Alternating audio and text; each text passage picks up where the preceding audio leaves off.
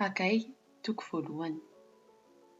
Tamin'ny andro voalohany, tamin'ny volana fahaenina, tamin'ny taona faharoa, nanjakan'i Dariosy mpanjaka, no nahatongavany tenin'Andriamanitra nentiny Hagai mpaminany tamin'ny Jerobabela, zanaky Siltiela, governora tany Joda, sy tamin'ny Josoa, zanaky Jozadaka, mpisaorana be, nanao hoe: izao no lazain'Andriamanitra, tompon'ny maro, ity firenena ity nanao hoe: tsy mbola tonga ny andro tokony hiaviana hanaovana ny tranon'Andriamanitra.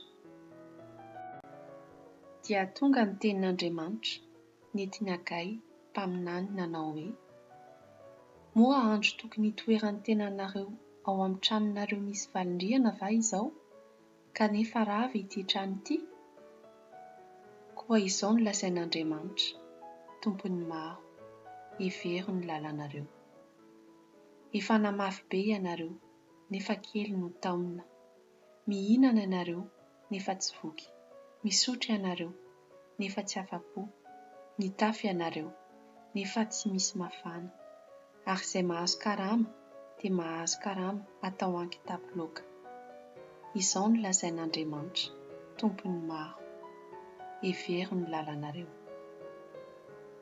Niakara ny tendrombohitra, ka maka hazo ary ataovy ny trano, dia ankasitrahako izany, sady ankalazaina aho, hoy Andriamanitra. Nanam-po be ianareo, kanjo-indro, kely monja, ary noho ny notaminareo dia notsofiko. Nahoana? Hoy Andriamanitra tompon'ny maro. Satria efa rava ny tranoko, nefa ianareo samy mihazakazaka hanao ny tranonareo avy. Ary noho izany dia ny aminareo no nitsaharan'ny lanitra tsy hampilatsaka ando, sy nitsaharan'ny tany tsy hahavokatra.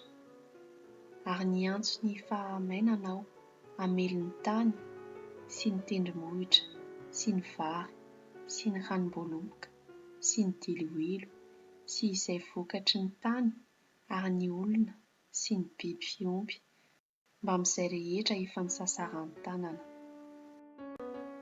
Ary Jerobabela, zanaky Sielitela, sy Josoa, zanaky Jozadaka, mpisaorana be, mba amin'ny sisa rehetra amin'ny vahoaka, dia nihaino ny feon'ny Tompo Andriamanina sy ny tenin'ny Hagai mpaminany, araka ny nanirahan'ny Tompo Andriamanina azy, ary natahotra teo anatrehan'Andriamanitra ny olona.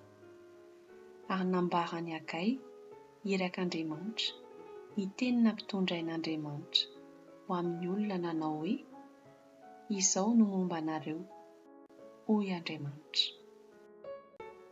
Dia noterin'Andriamanitra ny fanahin'i Jerobabela, zanaky Sielitela, governora ny Joda, sy ny fanahin'i Josoa, zanaky Jozadaka, mpisaorana be, sy ny fanahin'ny sisa rehetra amin'ny vahoaka.